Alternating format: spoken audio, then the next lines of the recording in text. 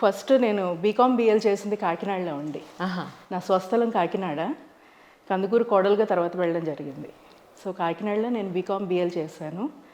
పెళ్ళైన తర్వాత ఎంబీఏ చేయాలని కోరికతో ఎంఐటి యూనివర్సిటీలో డిస్టెంట్ ఎడ్యుకేషన్లో నేను ఎంబీఏ చేయడం జరిగింది.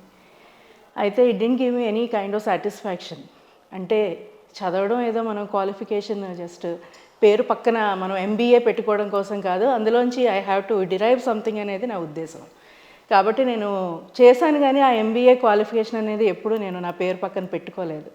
Because I didn't learn anything out of it. కానీ మొదటి నుంచి కూడా సమాజ సేవలో ఉన్నాను. అలాగే ఆ సమాజ సేవ నుంచి ఎక్స్టెండెడ్ సర్వీస్ కింద పాలిటిక్స్లో ఇంట్రెస్ట్ కలిగింది నాకు. పాలిటిక్స్ అంటే ప్యాషన్ ఉంది నాకు. ఏ ఫ్యామిలీ బ్యాక్గ్రౌండ్ లేదు, పాలిటిక్స్ బ్యాక్గ్రౌండ్, ఫ్యామిలీ హిస్టరీ లేదు పాలిటిక్స్లో. But still out of my passion ఎప్పుడైతే నేను పాలిటిక్స్ని సీరియస్గా తీసుకోవాలి అని అనుకున్నానో అప్పుడు నేను పూణేలో మాస్టర్స్ ఇన్ గవర్నెన్స్ చేయడం జరిగింది. అది ఎందుకంటే నేను ఒకటి పర్స్యూ చేయాలి అనుకున్నప్పుడు, ఒక యుద్ధానికి మనం వెళ్ళాలి అనుకున్నప్పుడు పాలిటిక్స్ అనేది చిన్న విషయం కాదు, అది ఒక యుద్ధం అని నాకు తెలుసు. అది ఆ యుద్ధానికి వెళ్ళినప్పుడు మన అస్త్రాలు శస్త్రాలు అన్నీ మనకి కరెక్ట్గా ఉండాలి. Otherwise entering the battle ground without any arms is not advisable.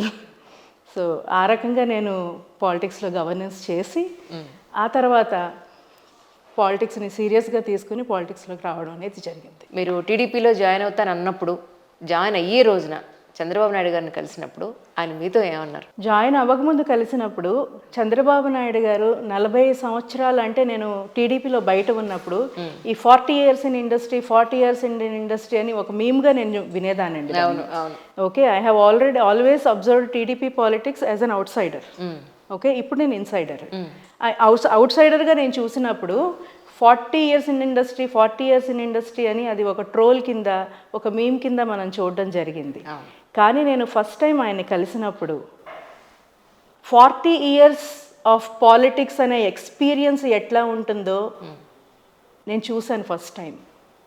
ఆయనకి మనిషితో మాట్లాడాల్సిన అవసరం లేదు, మనిషితో అరగంట గంట కూర్చొని మాట్లాడాల్సిన అవసరం లేదు. ఒక మనిషితో 2 seconds మాట్లాడి what is the quality, what is the thing in her, what we can derive out of this person అనేది ఆయన ఆ 2 secondsలో అసెస్ చేయగలరు. 2 seconds మాట్లాడి నాకు 5 minutes టైం ఇచ్చారండి in a crowd of 100 people. That is 40 years of experience. It just don't come like that. అంటే ఒక మీము, ఒక ట్రోలు చేసినంత ఈజీ కాదండి ఆ ఎక్స్పీరియన్స్ని గెయిన్ చేయడం. Okay, so I have seen that beauty in him. Okay, ఆ తర్వాత జాయిన్ అయినప్పుడు కష్టపడమ్మా, పార్టీ కోసం కష్టపడు అని చెప్పారు, అంతే. అదొక్కటే చెప్పారు నాకు. నేను దానికే వచ్చాను సార్ అని నేను చెప్పాను. సో మొత్తానికి రాజకీయాల్లోకి ఎంటర్ అయ్యారు, బాగుంది. కానీ మరి మీ ఆయుధాలు ఏంటి అంటే ఏం చెప్తారు? నా ఆయుధాలు నేను నేర్చుకున్నవి అంటే నా కోర్సులో నేర్చుకునేవి కొన్ని ఆయుధాలు అయితే, నా హార్డ్ వర్క్, నా డిటర్మినేషన్, సమాజానికి ఏదో సేవ చేయాలి అనే నా కాంక్ష, ఇవన్నీ నా అసలైన ఆయుధాలు. I was in the passive politics అన్నమాట. అది కూడా ఎందుకంటే నాకు అప్పుడు ఫ్యామిలీ రెస్పాన్సిబిలిటీస్ ఉన్నాయి, పిల్లలు ఇంకా చిన్నవాళ్ళు. So I thought my need for the family is there. So అప్పుడు కొంత ప్యాసివ్గా ఉన్నాను. బట్ ఆ తర్వాత 5 years I didn't look back. నేను చాలా యాక్టివ్ పాలిటిక్స్లో ఉన్నాను, యాక్టివ్గానే ఉన్నాను. రాముల వారి విగ్రహం అక్కడ ప్రతిష్ఠించిన తర్వాత నమో అన్న వర్డ్ ఎక్కువ వినపడుతున్న సమయంలో మీరు టీడీపీలో రావడానికి గల కారణం అంటే ఏం చెప్తారు? మీ క్వశ్చన్కి ఆన్సర్ మీ క్వశ్చన్లోనే ఉంది అంజలి గారు. నేను పాలిటిక్స్ని కేవలం అధికారం కోసమో, లేకపోతే ఏ పార్టీ పవర్లో ఉంటే ఆ పార్టీలో ఉండాలన్న కాంక్షతోనో ఇది కాదు. That's not the reason behind my entry in to the politics. నేను సమాజానికి ఏదైనా చేయగలిగే సిచ్యువేషన్లో ఉండాలి అని. ఈ స్టేట్లో, ఆంధ్రప్రదేశ్లో నేను సమాజానికి ఏదైనా చెయ్యాలి అంటే, ఇప్పుడు ఏదైతే పార్టీ గట్టి పోటీ ఇస్తుందో వైఎస్ఆర్సీపీకి, ఆ పార్టీలో నేను ఉండడం చాలా ముఖ్యమని నాకు అనిపించింది. టీడీపీ ఏ పోరాటం అయితే న్యాయమైన పోరాటం ప్రజల కోసం చేస్తుందో వైఎస్ఆర్సీపీ పార్టీతో, ఆ పోరాటానికి నేను కూడా నా బలాన్ని చేకూర్చాలని మాత్రమే నేను టీడీపీలో జాయిన్ అవ్వడం జరిగింది. బాబు గారు అరెస్ట్ అప్పుడు ఇది అన్యాయం అని చెప్పని మీరు చాలా ఖండించారు మీడియా ముఖంగానే. సో అది మీకేం ప్రాబ్లం అనిపించలేదా ఆ రోజున? న్యాయ అన్యాయాలు కోర్టు చూసుకుంటుంది, న్యాయస్థానం చూసుకుంటుంది, తీర్పు న్యాయస్థానం ఇస్తుంది. కానీ ఏ అరెస్ట్ చేసే విధానం అయితే ఉందో అది అప్రజాస్వామికం, యాంటీ కాన్స్టిట్యూషనల్గా చేసింది. Personally I have confidence that he will definitely come out of it. ఒక కడిగిన ముత్యంలాగా చంద్రబాబు నాయుడు గారు బయటకు వస్తారని ప్రజలకి కాన్ఫిడెన్స్ ఉంది, అలాగే నాకు కూడా కొంత కాన్ఫిడెన్స్ ఉంది. నేను అలాంటి కామెంట్ చేశానంటే that expresses my confidence in him. కానీ ప్రస్తుత రాజకీయాలు ఎలా ఉన్నాయి అనేది మీరు చూస్తూనే ఉన్నారు. ఎగ్జాక్ట్. మన గొంతు లేవకపోతే, అవతల వాళ్ళని ఒక మాట అనకపోతే సస్టైన్ అయ్యే పరిస్థితి లేదు. మరి అలాంటి రాజకీయాల్లోకి మీరు ఎంటర్ అయ్యారు, మీరు సస్టైన్ అవ్వగలని అనుకుంటున్నారా? డెఫినెట్గా అండి.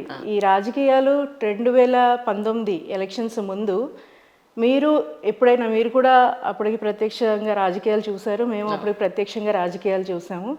ఏ రోజన్నా క్యారెక్టర్ అసాసినేషన్స్ లేకపోతే ఒక బూత్ రాజకీయాలు, పబ్లిక్గా ఆన్ రికార్డ్ బూతులు మాట్లాడడం, అసెంబ్లీలో క్యారెక్టర్ అసాసినేషన్స్ చేయడం, అసెంబ్లీలో బూతులు మాట్లాడడం, ఇవన్నీ ఎప్పుడన్నా మనం చూసామా? ట్రూ. అప్పుడు లేదు కానీ చూడలేదు కదా.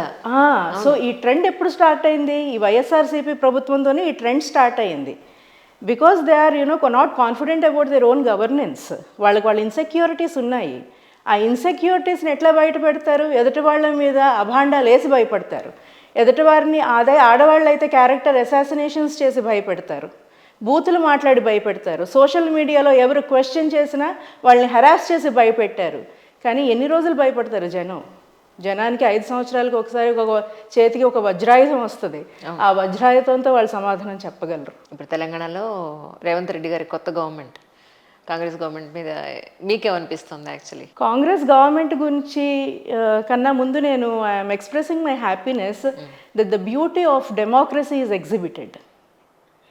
ఇప్పుడు పాలిటిక్స్ లేకపోతే మనకి రాజకీయాలు, ఎలక్షన్స్ అంటే it is always favourable to the incumbent party అనేది ఒక నోషన్ అయిపోయింది. But it's not like that. People ఒకసారి డిసైడ్ అయ్యారంటే, మేము మార్పు కావాలి అని మాకు డిసైడ్ అయ్యారంటే, జనం అగేన్స్ట్ ఆల్ ఆడ్స్ వాళ్ళు they will try and take the democracy to that level that they give the decision. Perfect. ఇప్పుడు ప్రస్తుతానికి parliament elections, next AP elections కూడా మనకి తొందరలో ఉన్నాయి. మీకేమనిపిస్తుంది కమింగ్ ఎలక్షన్స్కి ఏపీలో ఏ గవర్నమెంట్ వచ్చే అవకాశం ఉందంటే? డెఫినెట్గా టీడీపీ గవర్నమెంట్ వస్తుంది, సంపూర్ణ విశ్వాసంతో చెప్తున్నానండి. ఎందుకంటే జనం 2019 ఒక్క ఛాన్స్ ఇవ్వండి అంటే ఇచ్చారు. జనం నమ్మారు. సరే ఒక్క ఛాన్స్ ఇస్తే మనకి ఏదో హెవెన్స్ విల్ ఫాల్ డౌన్ అని అనుకున్నారు జనం. ఓకే, డెఫినెట్గా they have given a chance. But ఆ ఛాన్స్ని వైఎస్ఆర్సీపీ ప్రభుత్వం సద్వినియోగపరుచుకుని రాష్ట్రాన్ని ప్రగతి పదంలో నడిపించి, రాష్ట్రాన్ని పురోగమనం వైపు నడిపిస్తే చాలా బాగుండేది. బట్ లేదు, వాళ్ళు కేవలం మాకు అధికారం వచ్చింది కక్షపూరిత చర్యలకి, విధ్వంసాలకి, డబ్బులు సంపాదించుకోవడానికి, వాళ్ళ ఎజెండాలు వాళ్ళు వేరుగా పెట్టుకొని ఆ ఎజెండాతోనే వర్క్ చేశారు. కాబట్టి తేటతెల్లం అయిపోయింది. జనం విసిగెత్తిపోయి ఉన్నారు. జనం ఈ 5 సంవత్సరాల్లో ప్రజలు కానీ టీడీపీ కార్యకర్తలు కానీ పడిన కష్టాలు అన్నీ ఇన్ని కాదు. టీడీపీ కార్యకర్తలు అయితే almost they have gone to the death and they have come back. They have seen the death and they have come back. So ఈసారి చాలా క్లియర్గా ఉంటుంది జనాల ద మ్యాండేట్. చాలా క్లియర్ మ్యాండేట్తో తెలుగుదేశం గవర్నమెంట్ డెఫినెట్గా ఫార్మ్ అవుతుందండి.